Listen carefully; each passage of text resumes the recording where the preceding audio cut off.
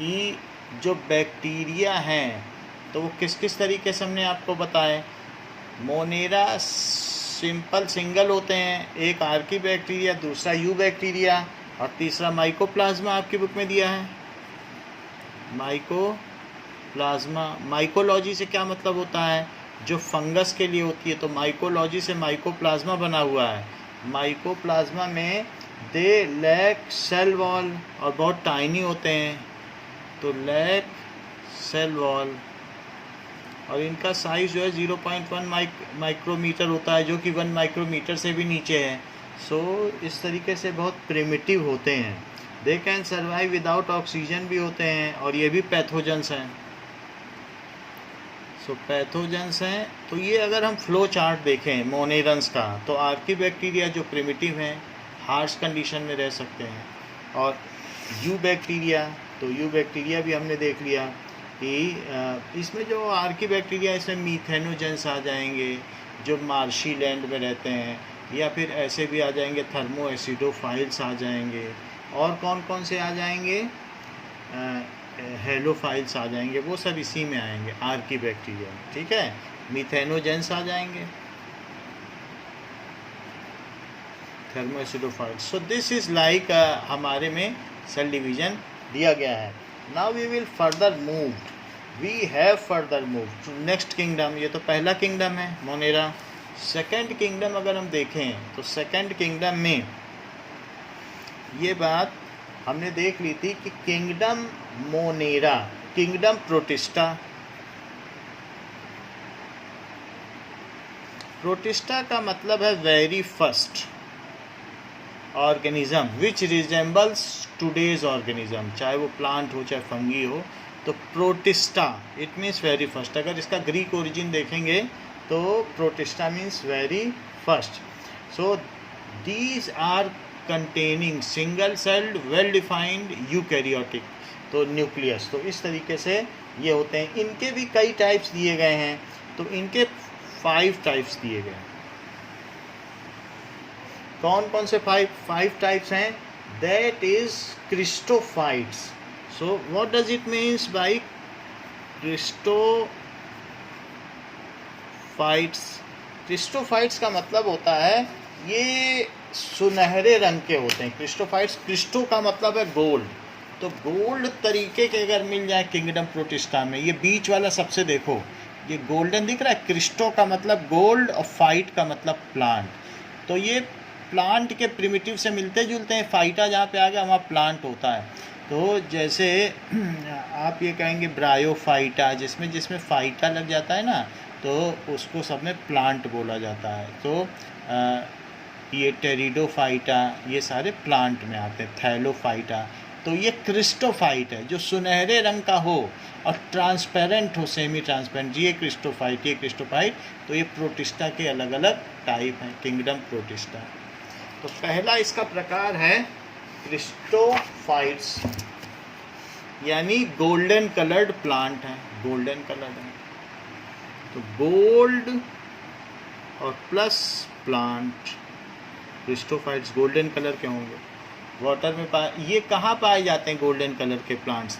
ये जितना भी हमारी अर्थ है वो किस तरीके की है? दैट इज़ क्रिस्टोफाइट से भरी हुई है। इनमें जो क्रिस्टोफाइट्स हैं, जैसे साबुन की डिब्बी नहीं होती है, ऊपर सोप केस है और नीचे उसी के नीचे साबुन है, वो उसी में डिब्बी की तरह बंद है। तो ये बिल्कुल इस तरीके के बैक्टीरिया हैं जो आपस में 2 पार्ट्स में डिवाइड हो जाते हैं। दे कैन सब डिवाइड इनटू 2 पार्ट्स। तो इनका एक एग्जांपल है, दैट इज दे आर, ऐसा हो सकते हैं कि डाई एटोमेशियस। तो डाई एटम्स इसके एग्जाम्पल्स हैं, डाई एटम्स इसका एग्जाम्पल है। क्यों इसका एग्जाम्पल डाई एटम है? क्योंकि इसकी जो सेल वॉल है वो 2 पार्ट्स में डिवाइड हो जाती है, और सेल वॉल 2 पार्ट्स में डिवाइड हो जाती है, और इसके ऊपर गोल्डन है और इसके ऊपर SiO2 यानी सिलिका लगी हुई है। सिलिका का मतलब क्या होता है कि जो इसकी सेल वॉल है वो सिलिकॉन डाइऑक्साइड की बनी हुई है, और इस वजह से सबसे ज़्यादा ये शुरू में रहे होंगे पूरे दुनिया में पूरा जो अपना अर्थ है सबसे ज़्यादा यही रहे होंगे, और इस वजह से हमारी अर्थ को डाई एटोमेशियस अर्थ कहा जाता है, क्योंकि जगह जगह जितनी सिलिका है, जो बालू है, जो मिट्टी है, यही सब छोड़ के गए हैं, और इस वजह से धरती पे सिलिका सिलिका हो गई। दो देवर एक्वेटिक, ये एक्वेटिक प्रोटिस्टा थे, लेकिन धरती पे जब ये बढ़ते चले गए तो इतनी बहुतायत हो गई कि ज़मीन भी बन गई, तो इनकी वजह से ही लैंड डेवलप हुई है इतनी जो हो रही है। तो डाई एटोमेशियस अर्थ का मतलब है कि इन्हीं से बनी सिलिकेट की जो अर्थ है। तो हम अपनी अर्थ को, क्योंकि सब सिलिका SiO2 की तो अर्थ है, तो पहले है क्रिस्टोफाइट्स। अब ये जो बालू के जैसे हैं, तो इनके पीसेस को हम क्या करते हैं, ऑयल की रिफाइनरी में, क्योंकि चाहे वाटर फिल्ट्रेशन सिस्टम और 9th में देखा है कि फाइन सैंड से करते हैं फिल्ट्रेशन, तो उसमें कोर्स ग्रेवल रहते हैं, तो ये फाइन सैंड ही तो है। SiO2 जैसलमेर की फाइन सैंड है। अब देखो, इसी को क्वार्ट्स भी कहते हैं SiO2 को। तो पहला हुआ इसका जो फाइलम, ये सब इसके फाइलम हैं। ऊपर जो हमने 3 फाइलम देख लिए, आर्कीबैक्टीरिया, यूबैक्टीरिया और माइकोप्लाज्मा, उसी तरीके से इसके 5 फाइलम्स हैं। एक क्रिस्टोफाइट्स है और दूसरा है डायनोफ्लैजेलेट्स। तो डायनोफ्लैजेलेट्स का मतलब क्या होता है, दैट इज डायनोफ्लैजेलेट्स, फ्लैजेलेट यानी जिसका भी, यूग्लिना को ले लो, तो इस तरीके से मतलब कोई भी ऐसा ये ले लें इस तरीके से, तो उसमें जिसका फ्लैजला वर्लिंग टाइप हो, घूमा हुआ हो, उसको कहते हैं डायनोफ्लैजेलेट। और सिर्फ ये घूमा ही ना हो, इसमें से एक फ्लैजला तो लॉन्गिट्यूडनल हो और एक इसको यहाँ से बांध के रखता हो, ट्रांसवर्सल हो। 2 होते हैं इसमें फ्लैजला, एक लॉन्गिट्यूडनल और एक ट्रांसवर्सल, तो जिससे कि ये ओपन अप ना हो सके। तो डायनोफ्लैजेलेट के बारे में भी हम देखेंगे कि क्या चीज़ होती है। सो दैट इज़, उसका हम फिगर भी दिखा देंगे और सारी चीज़ें दिखा देंगे। सो इट इज़, सी में जितना भी रेड कलर का सी कहीं देखने को मिलता है, जैसे लाल सागर, काला सागर, ब्लैक सी, रेड सी, ये दिखाया गया है कि नहीं मेडिटेरियन सी के पास। तो जो रेड सी जहाँ भी है वो डायनोफ्लैजेलेट्स की वजह से ही है। वहाँ पर इस तरीके के प्रोटिस्टा, क्योंकि ये वाटर बॉर्न है, ज़्यादातर अमीबा हुआ, पैरामीशियम हुआ, यूग्लिना हुआ, ये सब वाटर बॉर्न ही है, तो ऐसे में डायनोफ्लैजेलेट्स हैं। तो इनकी अपनी अलग कैटेगरी है, उसके क्या फीचर्स हैं उनके बारे में हम अलग से देखेंगे। नेक्स्ट इज़ यूग्लिनॉइड्स, एक और फाइलम है। तो यूग्लिनॉइड क्या है, the majority are fresh water organism and found in stagnant water में भी पाए जाते हैं। तो इनमें क्या होगा कि सेल वॉल की जगह एक प्रोटीन की आउटर लेयर होगी। तो यूग्लिना तो हम जानते हैं किस तरीके से होता है, इट इज़ यूग्लिना तो पहले भी हमने देखा है। सो इट इज़ यूग्लिना, तो इसमें न्यूक्लियस होगा और बाकी चीज़ें भी होंगी, कई ऑर्गेनल्स भी होंगे। ये यूग्लिना है, यूग्लिना वी विल सी। तो यूग्लिनॉइड्स में ये क्या होते हैं, दे हैव 2 फ्लैजला, एक लॉन्ग फ्लैजला होगा और एक शॉर्ट फ्लैजला होगा, एंड दे आर फोटोसिंथेटिक भी हो सकते हैं, और साथ ही साथ ये क्या हो सकते हैं, हीटोट्रोपिक। अगर सनलाइट मिल गई तो ये अपना खाना खुद बना लेंगे, और अगर सनलाइट नहीं मिली तो ये क्या करेंगे, they will depend for their food.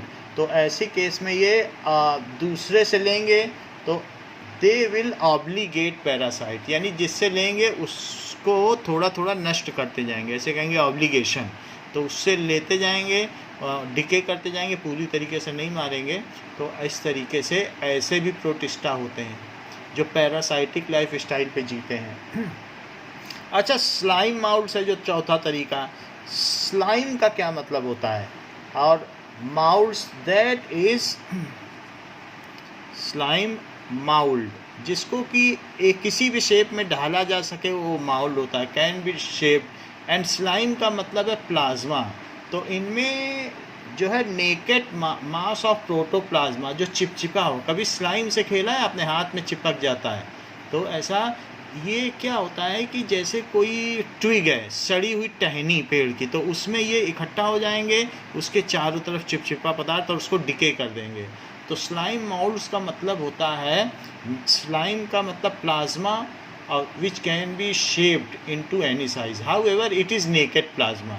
जो सेल वॉल से बाहर आ जाए, प्लाज्मा बाहर भी रहता है सेल वॉल के इनमें, और अंदर भी है, तो स्लाइम माउल्ड्स हैं ये। That is naked mass of protoplasm. और ये सड़े हुए पेड़ों पर या कार्केसस पर या कॉर्प्स पर जो सड़ी गली चीज़ें, डिकेइंग ऑर्गेनिक मैटर पर पाए जाते हैं, मास ऑफ प्रोटोप्लाज्म। ठीक है, फिर इन सब के अपने अपने लाइफ स्टाइल भी हैं, और इन सब के अपने रिप्रोडक्टिव सिस्टम, सेक्सुअल और एसेक्सुअल दोनों है, वो भी देखेंगे, किसमें सेल वॉल होती है, किसमें नहीं होती है, न्यूट्रिशन के लोग क्या क्या मोड अपनाते हैं। फिर इसका जो 5th टाइप है, so these are 5 different phylum. तो ये हम इसके क्या देख रहे हैं, तो फाइला, क्योंकि फाइलम एक होता है, अब फाइला कर दो तो प्लूरल। ऊपर भी फाइला देखा था, ऊपर 3 फाइला देखा था। तो किंगडम, फाइलम, फिर क्लास। तो अभी इसके 5, तो फाइलम देख लो, तो दैट इज प्रोटोजोवंस, प्रोटोजोआ या प्रोटोजोवंस, इसको कहते हैं। प्रोटो और जुआ का मतलब एनिमल, तो इसको कहेंगे फर्स्ट एनिमल।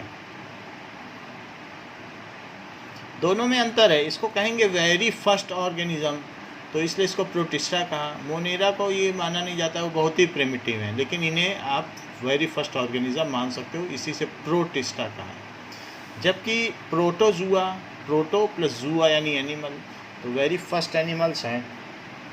इसमें भी जो ये क्या है, ऑल प्रोटोजोअन्स आर हेट्रोट्रोपिक, ये इनवेरिएबली हेट्रोट्रोपिक ही हैं। इसके पहले हमने देखा यूग्लिनाइड ऑटोट्रोपिक, ये मौका परस्त है, मौका पड़ने पर हेट्रोट्रोपिक हो जाता है या ऑटोट्रोपिक हो जाता है। इसके अलावा इन सब के बारे में भी देखेंगे, किसी में सिलिका है उसकी सेल वॉल में, तो इसी तरीके से जो डायनो फ्लडलेट्स हैं, तो ये क्या होते हैं, ये इसमें इतनी पावर है कि ये मैरीन एनिमल्स को किल तक कर सकते हैं।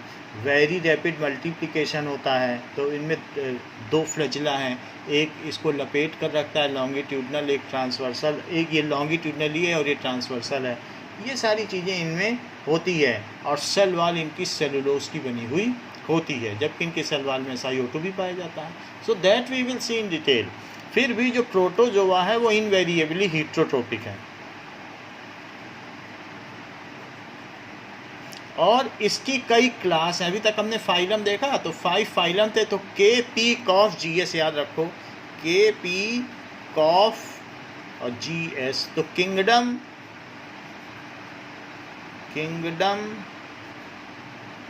फिर फाइलम, तो फाइलम भी है लेकिन डिवीजन भी है। एनिमल के केस में डिवीजन बोलना, और बाकी सब के केस में फाइलम बोलना।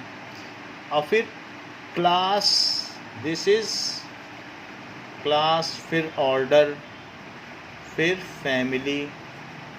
अच्छा, फिर जीनस और स्पीसीज तो आपको पता ही है। प्रोटोजोआ में कौन कौन से होते हैं, ये सब हेट्रोट्रोपिक होते हैं, और इनके अब अलग अलग क्लास देखो। तो फर्स्ट क्लास क्या है, अमीबॉइड होता है। सो अमीबॉइड प्रोटोजोआ, सो ये वाटर में रहते हैं, ये अपने शिकार को खुद पकड़ते हैं। अमीबॉइड छोटे छोटे जूप्लैंक्टन और फाइटोप्लैंक्टन को ये खा लेते हैं स्यूडोपोडिया से पकड़ के। सो इस तरीके से ये अपना खुद शिकार करते हैं। लेकिन कुछ ऐसे हैं, जैसे इनमें एंट अमीबा है, वो पैरासाइटिक है, वो किसी पर निर्भर रहता है। तो बाकी अमीबा में कोई फ्लैजिला नहीं होता है, विप नहीं होती है, विप यानी कोड़ा। तो दूसरे फ्लैजिलेट होते हैं, तो फ्लैजिला जिसमें हो तो फ्लैजिलेटेड प्रोटोजोआ।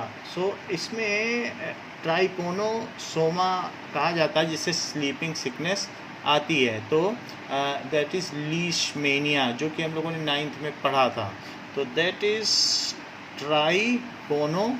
सोमा, लोग सो जाते हैं। जैसे अफ्रीका में स्लीपिंग सिकनेस की बीमारी फैली थी, तो ट्राइकोनो सोमा, तो जिसमें फ्लैजिला होगा, एक विप निकली होगी, तो इस तरीके से कुछ ऐसे सिलिएटेड भी होते हैं।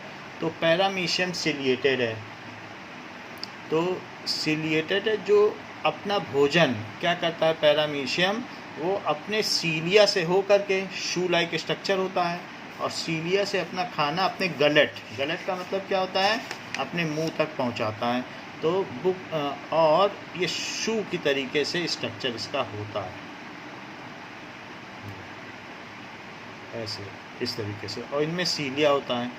फ्लैगेला बोला गया है, जो इसमें नेट में फ्लैजिला नहीं बोला गया है, फ्लैगेला। तो आप देख लेना, फ्लैगेला ही ठीक है, फ्लैजिला नहीं है। सो बाई सीलिया से ये मूवमेंट कराता है, और ये इसका गलट है या माउथ है, तो उससे वो अगर फूड पार्टिकल है तो ये सीलिया है। तो सीलिएटेड भी हो सकता है। सीलिएटेड में पैरामीशियम है।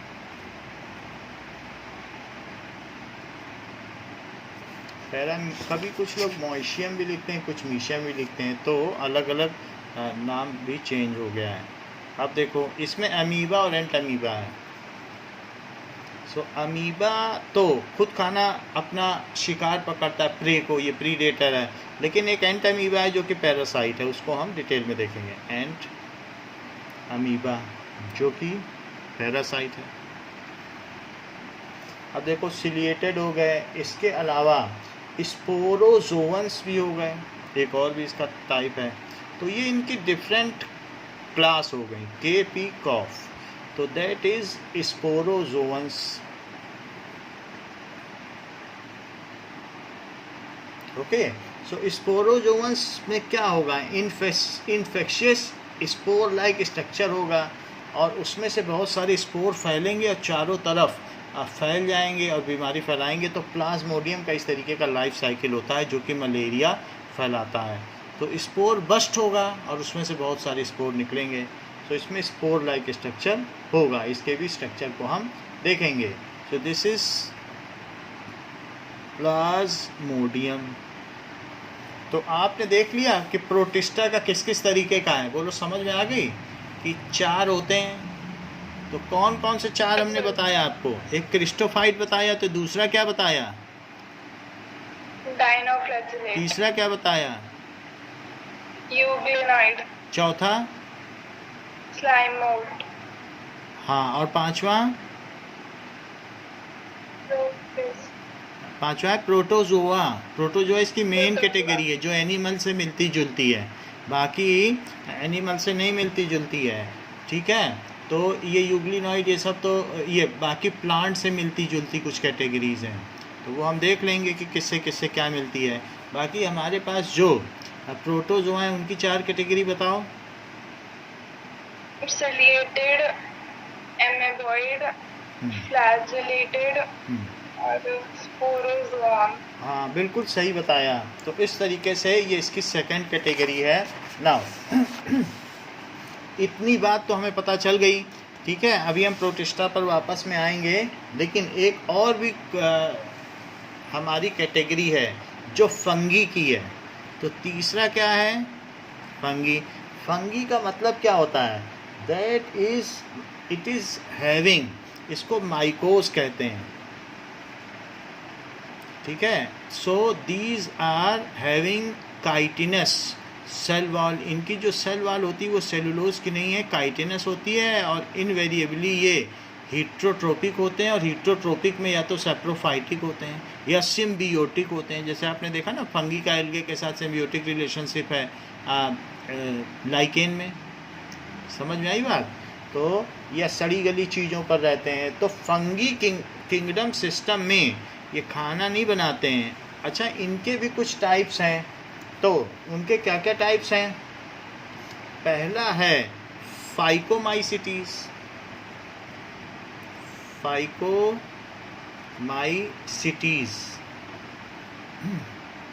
तो फाइको का मतलब होता है सी वीड। तो जैसे यहाँ पर वीड क्या होता है, अगर आपने क्रॉप उगाई और बीच में झाड़ झंकाड़ उगाई, जो आपके किसी काम के नहीं है। तो सी में ऐसे ये रहते हैं जो वीड्स की तरह, जिसको कोई ना खाता हो, कोई भी, चाहे वहाँ पर माइक्रो ऑर्गेनिज्म या कोई दूसरा ऑर्गेनिज्म इन्हें खाएगा ही नहीं। तो इस सी में वीड की तरह है। तो it is not utilise by plants. So ठीक है। और ये ऑब्लिगेटेड पैरासाइट्स हैं फाइकोमाइसिटीज़। तो माइको तो वर्ड आएगा, माइसिटीज़ ज़रूर आएगा, क्योंकि माइकोलॉजी का मतलब है फंगी की जानकारी। अगर कोई साइंस पढ़ रहा है माइकोलॉजी, तो जान जाना कि वो फंगस के बारे में स्टडी कर रहा है। अब देखो, फाइकोमाइसिटीज़ में ये ऑब्लिगेट पैरासाइट्स होते हैं, ऑब्लिगेट पैरासाइट, जो कि डैम्प प्लेस पर रहते हैं। नाम भले ही इनका सीवीड्स हो, लेकिन ये बहुत नमी वाली जगह पे भी पाए जा सकते हैं। तो डैम्प प्लेसेस में भी इनको पाया जा सकता है। जैसे कि अगर हम देखें तो डैम्प प्लेसेस में पाए जाने वाले फाइकोमाइसिटीज़ में ये देख लो, म्यूकर जो कि ब्रेड माउल्ड में पाया जाता है, ये म्यूकर है। तो आपकी बुक में जो फर्स्ट फिगर बना है, तो ये म्यूकर है जो इसी तरीके से है, ठीक है। और ब्रेड माउल्ड या रिजोपस, वो भी तो नमी वाली जगह में है। रिजोपस क्या है? ब्रेड माउल्ड है, तो वो भी उसमें पाया जाता है। तो Rhizopus we are very familiar with it, that is bread mould या रिजोपस। और म्यूकर भी इसी तरीके का ही है, बुक में बना हुआ है। नमी के प्लेस पर उगाते हैं, जहाँ पर कोई चीज़ सड़ रही हो, डेड एंड डिकेइंग लकड़ी हो, तो वहाँ पर उगाएंगे, ठीक है। बाकी दूसरी है एस्कोमाइसिटीज़।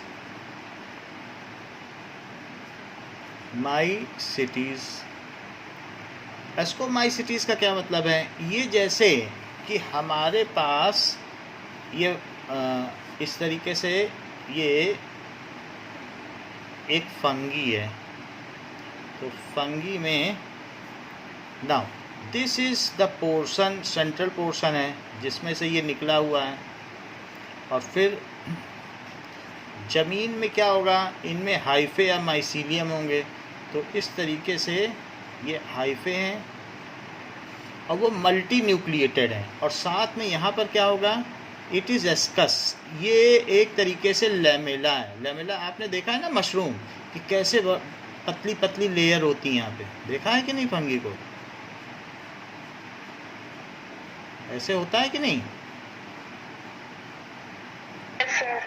तो यही एस्कस है, दिस इज कॉल्ड एस्कस।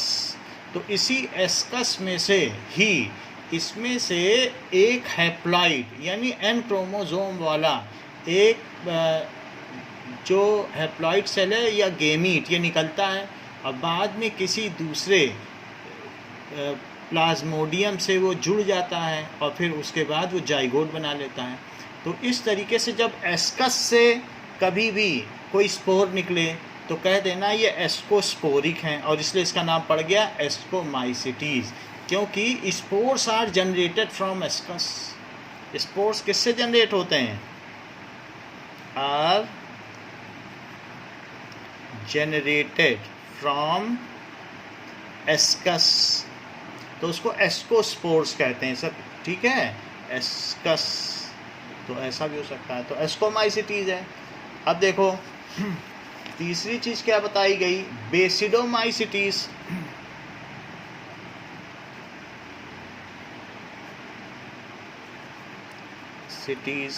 सो बेसिडोमाइसिटीज़ का मतलब क्या हुआ?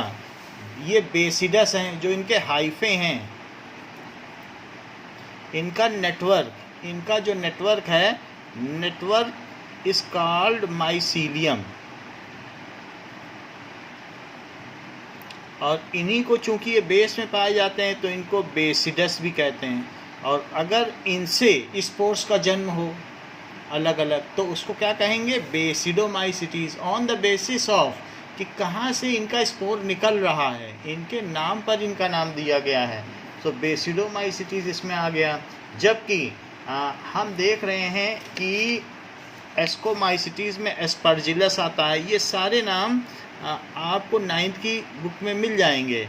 एस्परजिलस, ये सारे फैमिलियर हैं, उनके फिगर भी वहाँ दिए गए हैं। And I will also tell you कि Aspergillus Penicillium, so Penicillium, and इसके अलावा क्या है कि माइसीलियम, ये सब इसके फैमिलियर नेम है जो माइसीलियम। अच्छा, तीसरा बेसिडोमाइसिटीज का क्या मतलब है, क्योंकि that is known as mushrooms, इनका दूसरा नाम है मशरूम। और spore formation takes place at hyphae, spore formation takes place at hyphae, यहाँ से निकलेगा। ठीक है, ये मल्टी न्यूक्लिएटेड होते हैं इनके हाइफे। और अगर मान लो बीच बीच में, जैसे इनमें ये मल्टी न्यूक्लिएटेड हैं और सब न्यूक्लियस एक साथ हैं, तो उसको कहेंगे ए सेप्टेट, यानी सेपरेट नहीं है, ए सेप्टेट। और अगर मान लो इन्हीं में से एक ऐसा निकल गया कि जिनमें न्यूक्लियस और बीच में सेल वॉल है काइटिन की, तो कहेंगे सेप्टेट। सेपरेट हो गया कि नहीं? तो अगर सेल वॉल आ गई बीच बीच में, तब क्या कहेंगे? सेप्टेट। और अगर इस तरीके से है तो ए सेप्टेट। जो भी है, अलग अलग नाम दिए जाएंगे बुक में, जब आप पढ़ेंगे तो पता चल जाएगा। नाउ ड्यूटीरोमाइसिटीज, अगली चीज़ क्या है कि it is imperfect fungi and not some of the phase of them is sexual and some is asexual. तो जो चौथी चीज़ बताई गई वो कौन सी है? That is ड्यूटीरोमाइसिटीज। सो ड्यूटीरोमाइसिटीज़ में जैसे पता चलता है कि उनका किस तरीके का रिप्रोडक्टिव सिस्टम है, उसको हम उसके इसमें भेज देते हैं, इसमें भेज देते हैं। पता चला एस्कस से निकल रहा है, एस्कस तो समझ में आ गया ना, तो फिर यहाँ भेज देंगे एस्कोमाइसिटीज़ में। और पता चला बेसिडस से वो रिप्रोड्यूस कर रहे हैं, तो यहाँ भेज देंगे। तो इस तरीके से हम पता करते हैं। और कई बार क्या होता है, वेजिटेटिव फेज़ है ना, तो वो सेक्सुअल रिप्रोडक्शन करते ही नहीं, बस स्पोर का फॉर्मेशन करते हैं, तो ऐसे केस में हम उनको फाइकोमाइसिटीज़ में भेज देंगे। तो जहाँ पर इनको भेजना होगा भेज देंगे। Letter when the linkage was establish the fungi was correctly identified, उसमें भेज दिया जाता है। तो अब इसमें now once perfect stage of members of deuteromycetes were discovered, they are often moved to ascomycetes and basidomycetes. The deuteromycetes reproduce only by asexual spore. तो इनमें they reproduce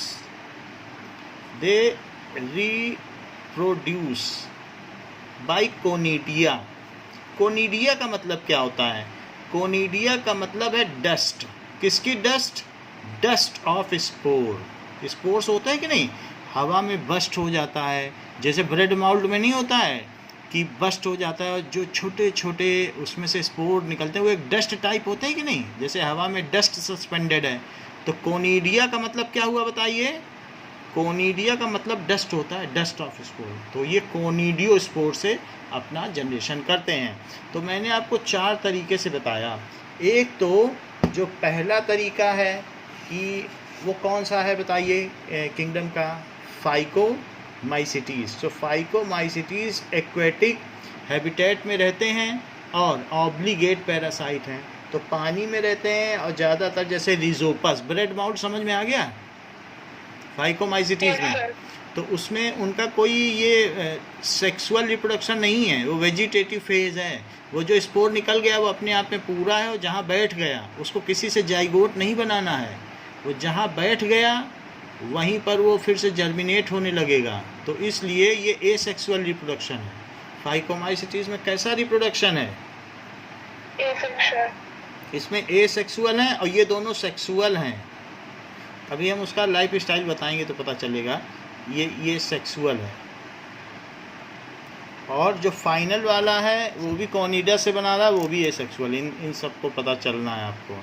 एसेक्सुअल। तो जब हम बताएंगे अभी, क्योंकि फ्लो चार्ट आपके दिमाग में रहना चाहिए कि जिस चैप्टर को हम पढ़ रहे हैं।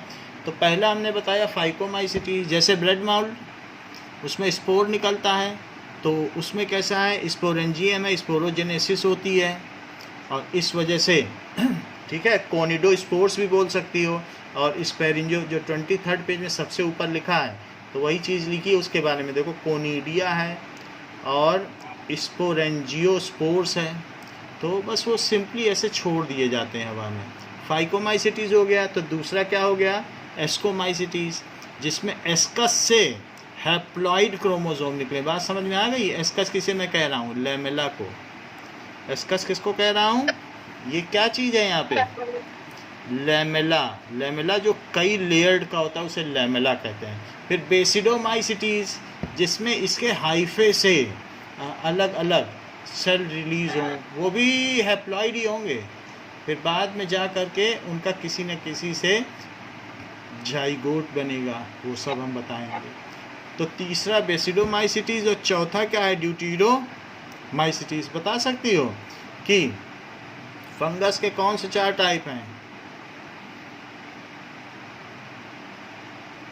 फाइकोमाइसिटीज, एस्कोमाइसिटीज, बेसिडोमाइसिटीज और ड्यूटीरोमाइसिटीज। चलिए, अब जबकि आपको इन सब सारी चीज़ों के बारे में पता चल गया है, now we will come again to kingdom Protista. Protista के हमने कुछ प्रॉपर्टीज़ आपको बता दी थी। कौन कौन सी प्रॉपर्टीज़ बता दी थी, बताइए। They do locomotion. अच्छा, तो features of protista, They reproduce sexually और हाँ, तो हमने रिप्रोडक्शन भी बता दिया था कि रिप्रोडक्शन भी हो सकता है। वो सब हम आगे देखेंगे भी कि प्रोटिस्टा में किस किस तरीके से क्या क्या हो सकता है, जैसे हमने यहाँ पर देख लिया है। So that we will one by one we will in detail see, जब जिसको उठाएंगे तब देखेंगे कि उसमें क्या क्या होता है। अभी इन जनरल प्रॉपर्टी देखो, तो प्रोटिस्टा में क्या होता है कि इनमें हैव रिप्रोडक्टिव पोटेंशियल होता है, तो बहुत तेज़ी से ये सेल डिवाइड होते हैं। माइटोटिक या एमाइटोटिक दोनों तरीके का सेल डिवीज़न होता है, मियोसिस भी हो सकती है। सो इसलिए फ्यूजिंग भी हो सकती है। तो ये सारी चीज़ें इसमें होती हैं, और जो भी इसमें फ्यूजिंग होती है 2 सेल के आपस में, उसको सिंगेमी कहते हैं। Fusing of 2 cell to form zygote is called syngamy. किसी भी केस में हम लोगों में भी जो भी होती है वो सिंगेमी ही कहलाती है। Fusing of 2 cell to form zygote is called syngamy. यहाँ तक लिखा दिया था ना कि नहीं था? Yes, sir. अच्छा, लाइफ साइकिल जो भी होती है हैप्लॉन्टिक भी हो सकती है और डाइप्लॉन्टिक भी हो सकती है। तो नेक्स्ट है life cycle of प्रोटिस्ट्स is haplontic. Haplontic का मतलब एन क्रोमोसोम, और एंड डाइप्लॉन्टिक, कभी जाइगोट बना देंगे तो डाइप्लॉन्टिक। कभी भी किसी भी प्लांट में जब फ्लावर आ जाता है तो वो उसकी कौन सी लाइफ साइकिल है बताओ? उसमें पॉलेंस आ गया, पॉलन ग्रेन्स आ गया, तो उसमें कौन सी लाइफ साइकिल है? क्या एन क्रोमोसोम नहीं आ गए उसमें, उसके पॉलेंस में और उसके ओवा में? वो उसकी हैप्लॉन्टिक है। हम लोगों में जब तक हम एडोलेसेंस नहीं होते, तब तक किशोरावस्था में जब तक नहीं पहुँचते, तब तक हम लोग डाइप्लॉन्टिक लाइफ स्टाइल जीते हैं। और जैसे ही हम लोगों में रिप्रोडक्टिव स्किल्स आ जाती है, एबिलिटी आ जाती है, तो हम लोगों की लाइफ स्टाइल कैसी हो जाती है? दैट इज़ हैप्लॉन्टिक, क्योंकि अब एन क्रोमोसोम हो गए। समझ में आ गई बात? तो ऐसा प्लांट्स में भी तो होता है, जब फ्लावर आ गया तो वैसा हो गया, फ्लावर सारे हट गए तो फिर डाइप्लॉन्टिक हो गया, जाइगोट बन गया। तो ये है, इस तरीके से इनमें लाइफ साइकिल होती है। Cyst formation in protist, cyst formation, तो इसमें क्या होता है? During unfavourable condition, so some of the protist में फॉर्म सिस्ट। तो उनके केस में क्या होगा? In some of the protists 2 nuclear division takes place, karyokinesis takes place but without cytokinesis. Karyokinesis takes place without cytokinesis under harsh condition या adverse condition.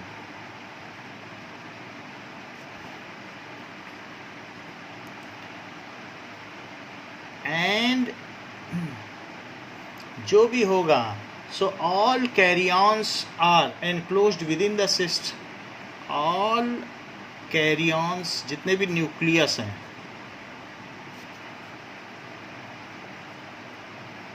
ठीक है, along with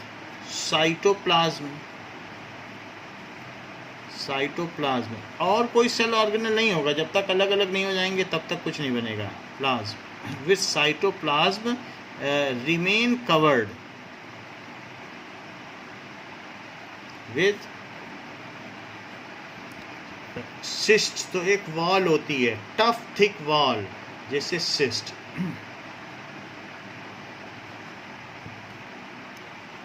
जब फेवरेबल कंडीशन आएगी ये टूट जाएगी, जैसा प्लाज्मोडियम में होता है जिसमें मल्टीपल फिजन होता है. देखा था कि नहीं 10th में? मल्टीपल फिजन प्लाज्मोडियम में होता है तो बस्ट हो जाती है और सारे निकल जाते हैं मलेरियल पैरासाइट में. तो ऐसा होता है. सो ये सारी चीज़ें हम देखेंगे. Now next is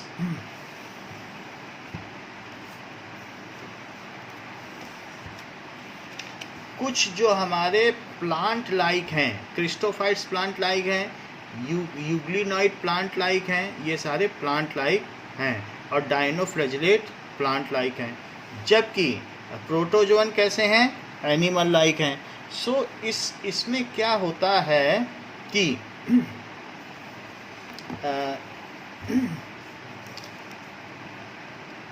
plant like protist कौन कौन से हैं और एनिमल लाइक जरा इन्हें देख लें. तो प्लांट लाइक कौन कौन से हैं? प्लांट लाइक, तो that is euglenoid, second is क्रिस्टोफाइट,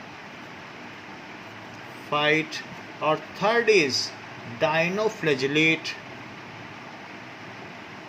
जिसमें दो होते हैं, एक लॉन्गिट्यूडनल व्हिप होता है और एक हॉरिजॉन्टल. डायनोफ्लैजेलेट. सो तो यूग्लिनॉइड और यूग्लिना से हम परिचित हैं. क्रिस्टोफाइट्स हमने बता दिया गोल्डन कलर के होते हैं. तो इनमें क्या क्या चीज़ें होती हैं? जो यूग्लिना है इसमें क्लोरोफिल होता है, क्लोरोफिल होता है. एंड क्लोरोफिल दो तरीके का होता है, chlorophyll A and chlorophyll B भी होता है. और इसमें यूग्लिना में क्लोरोफिल है लेकिन no cell wall, cell wall नहीं है. प्लांट लाइक है. किस वजह से प्लांट लाइक है? क्योंकि क्लोरोफिल है लेकिन सेल वॉल नहीं है. अच्छा, दूसरा क्या है? इसमें क्लोरोफिल है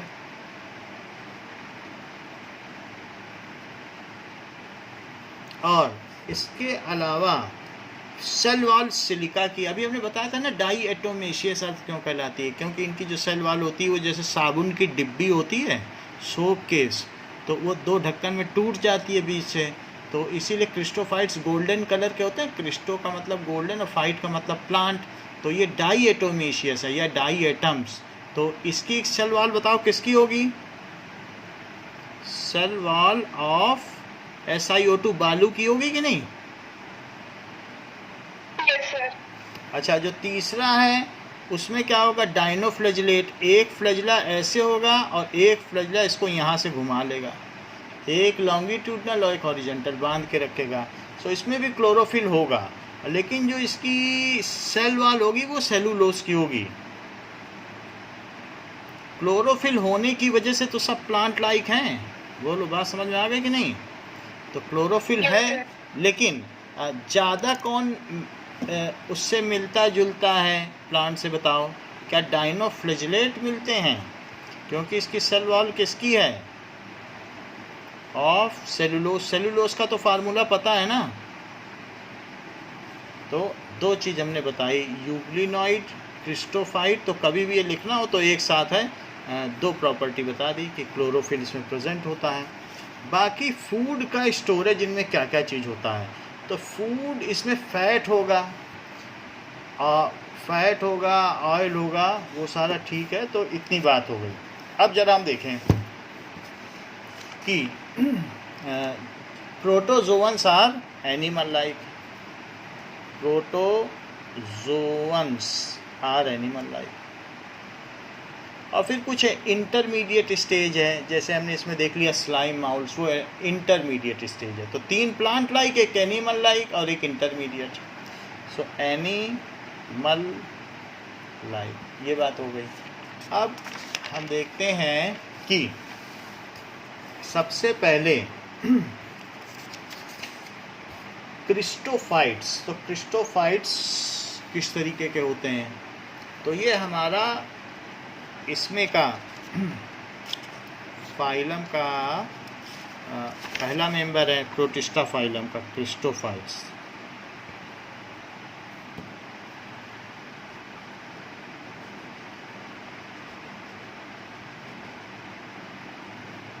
सो दिस इज फर्स्ट मेंबर। अच्छा, इसलिए क्या होता है, सेमी ट्रांसपेरेंट होता है। एक बार इसको हम देख लें, फिर आगे बढ़ जाएंगे क्रिस्टोफाइट्स किस तरीके के होते हैं। चलिए,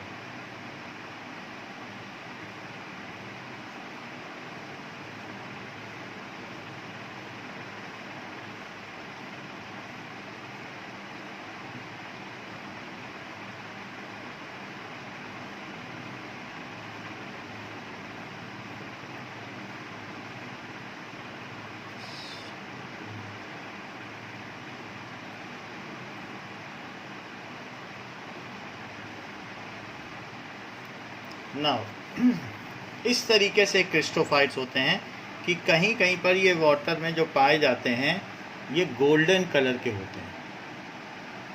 सो दिस इज क्रिस्टो का मतलब गोल्डन। कहीं कहीं पर अगर पानी में इस तरीके से आपको मिल जाए तो ये गोल्डन कलर के, ग्रीन भी रह सकते हैं, गोल्डन भी हो सकते हैं। सो दीज आर क्रिस्टोफाइट्स, वाटर में इस तरीके से पाए जाते हैं। अगर और क्लियर सिंगल सेल इसका देखो तो सिंगल सेल से भी आपको पता चल जाएगा कि किस तरीके से होते हैं, क्योंकि ये अलग अलग ये इस तरीके से हैं। So these are mostly of golden colour. अगर इसमें देखो क्रिस्टोफाइट्स में एक चीज़ और दिखा दें, जो क्रिस्टोफाइट्स हैं इनमें ये देखो, तो ये इसको कहते हैं ऊस्पोर्स। ऊस्पोर्स का मतलब है इसमें ये इस तरीके से प्रोटिस्टा है, तो इसके अंदर से क्या होगा कि एक एन क्रोमोसोम वाला हैप्लॉइड निकल जाएगा, तो उसको कहते हैं इस ऊस्पोर जेनेसिस, अंदर से ऐसा निकल जाएगा। लेकिन एक क्रिस्टोफाइट आप देख लो, ये सारे गोल्डन कलर के हैं, जिससे आपको पता चल जाएगा कि व्हाट इज़ क्रिस्टोफाइट्स। कुछ कुछ तो वास्तव में दिखते भी गोल्डन ही हैं। अब ज़रा हम देखें इनकी प्रॉपर्टीज़ क्या हैं। अच्छा, ये सोप के केस की तरह लग रहे हैं क्या कुछ कुछ? मान लो 2 पार्ट्स में लग रहे हैं क्या? Yes, sir. है ना, 2 पार्ट हैं साबुन की डिब्बी के तरीके के। तो ये जितने भी हैं ये डाई एटम्स वो इसी में आते हैं। तो अब ज़रा देखें। सो क्रिस्टोफाइट्स, these are, they includes diatoms and golden algae. golden algae को desmids भी कहते हैं। they includes diatoms, बालू भी सुनहरी होती है, and golden algae, ये सब एल्गी ही है, पानी में उगने वाली काई। सो गोल्डन एल्गी, एक ब्लू ग्रीन एल्गी होते हैं और एक ये होते हैं जिसको कि डेस्मिड्स कहते हैं। So these are like this and it is formed, जो इसका स्ट्रक्चर है वो किस तरीके से है, the cell wall contains silica and it is formed by 2 halves. Cell wall contains silica. जो यूग्लिना है उसमें सेल वॉल नहीं है, बट है वो भी प्लांट लाइक। इसमें भी सेल वॉल है, और इसके अलावा डायजनोफ्लैजिलेट्स में भी सेल वॉल है, डायनोफ्लैजिलेट्स में भी। यूग्लिना में सेल वॉल नहीं, बट सब में क्लोरोफिल है, अभी पीछे लिखाया है। Silica, it contains silica and formed in two halves का बना होता है। Soap case like structure. तो 2 हाफ्स का बना होता है। The rim of 1 half tightly overlaps the rim of other half. The rim of 1 half tightly overlaps the rim of other half। ऐसे होगा। Reproduction takes place by asexual and sexual means. तो इनमें दोनों तरीके से होता है। नाउ किस किस तरीके से होगा, और भी क्या क्या प्रॉपर्टीज हैं। They are found in fresh water as well as in marine environment. हर जगह पाए जाते हैं। So they are found in fresh water as well as salty water, that is marine water। okay and float passively। चूंकि ये पानी में सिर्फ तैरते रहते हैं तो इसलिए इनको प्लैंकेटॉन भी कहते हैं। जैसे जू प्लैंकेटॉन है ना, वो मोटाइल नहीं है, लेकिन पानी के साथ सिंपली ये तैरते रहेंगे पैसिवली, बिना एक्शन किए। एंड फ्लोट पैसिवली, उसको कहते हैं प्लैंकेटॉन का मतलब है wandering. And float passively in water, तो उसको कहेंगे प्लैंकेटॉन भी इनको कहा जाएगा। इन्हें कोई लोग खा सकते हैं प्लैंकेटॉन। अगर इसकी प्रॉपर्टी जू से मिलेगी, एनिमल से, प्रोटोजोआ है तो जू प्लैंकेटॉन। चूंकि ये सब प्लांट की कैटेगरी के हैं। कौन कौन से 3 प्लांट की कैटेगरी के हैं बताओ?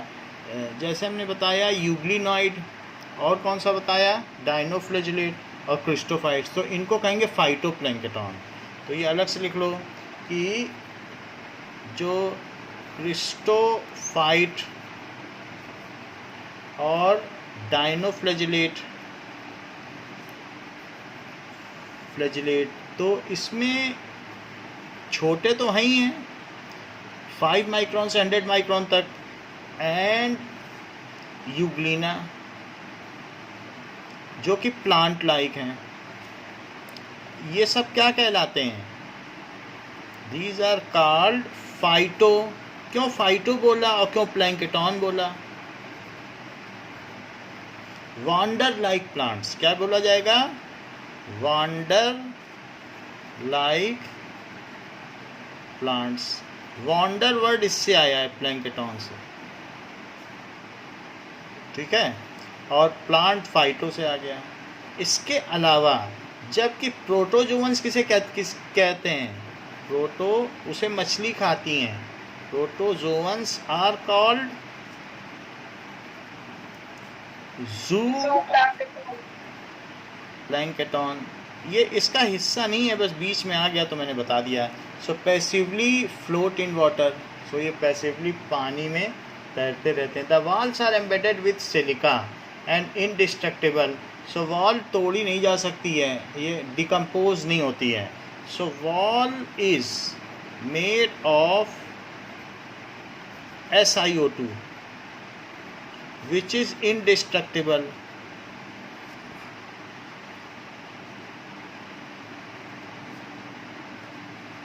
ठीक है। They were abundant in remote past, that's why earth है, earth is made up of sand. They were abundant,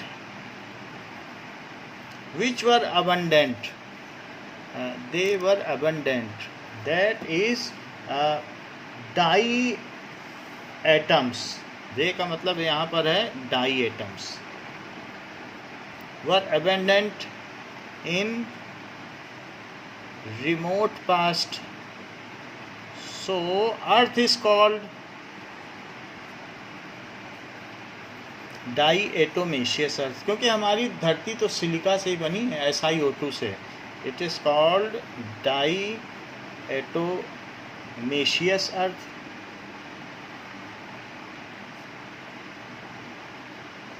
okay, being gritty, so ये कैसे होते हैं, ये ऐसे होते हैं, सैंडी होते हैं, तो इसलिए ग्रिटी होते हैं। इससे अगर हाथ में तेल लगा है तो इनसे अगर आप साफ़ कर लो, साफ़ हो जाएगा, सारे अंदर का तेल ग्रीस हट जाएगा। ग्रिटी, ग्रिटी का मतलब दानेदार होते हैं, इसलिए इनसे हम ऑयल को फ़िल्टर कर सकते हैं, इनसे हम कोई भी चीज़ को कर सकते हैं, पॉलिशिंग इससे कर सकते हैं। सो इसलिए ये diatoms are the chief producers in the ocean, सबसे ज़्यादा हम ओशन से इनका चीफ प्रोड्यूसर्स हैं इन ओशन, ओशन में सबसे ज़्यादा ये पाए जाते हैं। Diatoms are chief producers in ocean. अब ज़रा देखो इनमें इनका इम्पोर्टेंस क्या है। Diatoms form basic food for sea animals as they form basic food for sea animals, तो इसलिए ये प्रोड्यूसर्स हैं। As they form basic food, क्योंकि इनमें तो सेल वॉल होती ही है और इनमें क्लोरोफिल भी होता है, तो ये खाना तो बना ही सकते हैं। So they form basic food for sea animals, इसलिए इनको चीफ प्रोड्यूसर्स कहा गया है। Besides the diatom shells piling up at the bottom of oceans, बहुत सालों तक ये सी में डिपॉजिट होते गए, इसीलिए लैंड का निर्माण हुआ। So several 5 million diatom cells in each centimetre में इकट्ठा है, इतना ज़्यादा है। The diatomaceous earth is used in very small and large scale industries, it is used in the manufacture of, इन चीज़ों का हम इस्तेमाल करते हैं और चीज़ों को बनाने में, डायनामाइट बनाने में इस्तेमाल करते हैं, तो इसलिए इसको हम सीमेंट बनाने में इसका भी डाई एटम्स का यूज़ करते हैं। टूथपेस्ट बनाने में, टूथपेस्ट में भी तो ग्रिटी चाहिए, दांतों को रफेज चाहिए कि नहीं, कि चिकना चिकना चाहिए, जो दांतों में हल्का रफेज रहेगा तभी तो सफाई होगी। तो it is used in making toothpaste, it is used in making cement, क्योंकि बालू का वहाँ इस्तेमाल है। और बाकी ये जो सी हैं उनके लिए चीफ प्रोड्यूसर्स भी हैं। The reproduction takes place by sexual and asexual means, the reproduction takes place by sexual and asexual means, दोनों तरीके से इनमें होता है। During sexual reproduction each daughter cell retains one half of the old wall and synthesize a new half. On the other hand, diatoms are normally diploid which reproduce sexually by reproducing haploid gamete. तो इसका मतलब क्या है कि दो तरीके का है। एक तो एसेक्सुअल रिप्रोडक्शन में जो डॉटर सेल बनेगी वो सेम सेल वॉल को शेयर करेगी और थोड़ी दिन में फिर क्या होगी, वो अपनी नई सेल वॉल बना लेगी, एक कॉमन सेल वॉल रहेगा। तो जब ये डॉटर सेल बनेगी, डीएनए रेप्लिकेट होगा, तो थोड़े दिन तक तो इनकी सेल वॉल कॉमन है, फिर बाद में क्या हो जाएगा, दोनों की सेल वॉल अलग अलग हो जाएगी और फिर ये अलग अलग हो जाएंगे। ये एसेक्सुअल मोड ऑफ रिप्रोडक्शन है। बाकी सब तो ठीक है, ये न्यूक्लियस है, ये क्या कहते हैं, सेलुलर मेम्ब्रेन है, लेकिन सेल वॉल अलग नहीं होती है। यानी ये जब बनता है तो शुरू में ये क्या होगा कि पहले ये चीज़ है, तो इसमें सब कुछ हो जाएगा। तो पहले न्यूक्लियस डिवाइड होगा, फिर न्यूक्लियस डिवाइड होने के बाद सेल डिवाइड होगा, ये सब चीज़ें होंगी। और उसके भी पहले क्या होगा, ये सिंगल सेल रहेगा। तो सिंगल सेल से पहले ये हुआ, फिर इसके बाद क्या हुआ, इसके बाद धीरे धीरे इनमें सेल वॉल डेवलप होने लगी। तो सेल वॉल डेवलप होने लगी, फिर सेल डिवाइड होने लगा, ये जैसे। तो नाउ इसके बाद इनमें एक तरीके का सेल वॉल डेवलप हो जाता है। तो दोनों अलग अलग हो जाते हैं और फिर बाद में ये अलग अलग होने लगते हैं, और फिर सेल वॉल भी अलग अलग हो गई, धीरे धीरे डेवलप होती है, और फिर थोड़े दिन तक सेल वॉल शेयर होती है, और शेयर होने के बाद फिर ये अलग अलग हो जाएंगे। अब ये धीरे धीरे डेवलप हो रही है। तो ये कैसा रिप्रोडक्शन है, ये कैसा हुआ, एसेक्सुअल रिप्रोडक्शन। लेकिन सेक्सुअल रिप्रोडक्शन भी होता है, रिप्रोडक्शन। और इन सम केस क्या होता है, the diatoms are normally diploid. जो भी डाई एटम्स होंगे वो डिप्लॉयड होंगे। कई तरीके के डाई एटम्स यहाँ पर दिखाए गए हैं। तो डाई एटम्स आप देख लो, इस तरीके से होगा, सोप केस होगा, और डाइप्लॉयडिक होंगे। तो डाइप्लॉयडिक होंगे तो ये हैप्लॉइड बना देते हैं, और फिर बाद में वही हैप्लॉइड सिंगेमी करते हैं। तो सिंगेमी में एक जैसे भी दोनों हो सकते हैं, या काउंटर पार्ट जो है वो डिफरेंट टाइप्स के भी हो सकते हैं। तो उसमें कोई मेल फीमेल वाली बात नहीं रहती, बस दोनों फिर से मिल करके फिर से डाइप्लॉइड बना लेंगे। इस तरीके से इनमें होता है। नाउ तो जो भी होगा in sexual reproduction,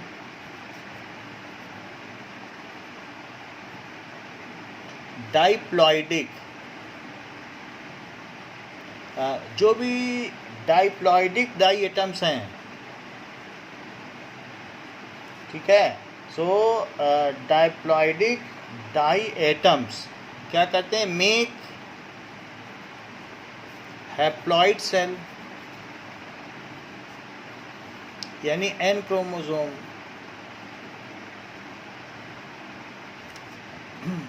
when two chromosomes, two haploid chromosome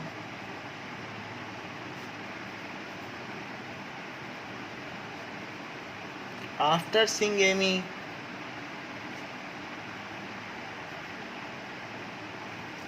ठीक है।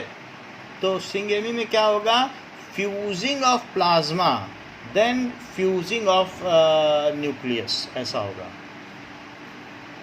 Fusing of plasma followed by fusing of nucleus.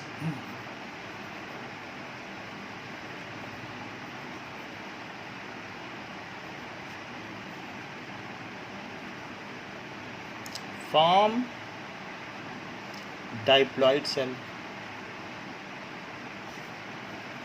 यानी एक तरीके से माइटोसिस हुई है, माइटोसिस हो गई। माइटोसिस क्या कहेंगे, हैप्लॉइड बना तो मियोसिस है, तो मियोसिस हो गई क्योंकि एन क्रोमोसोम वाला बना, और फिर उसके बाद वो मिल गया, जाइगोट बन गया।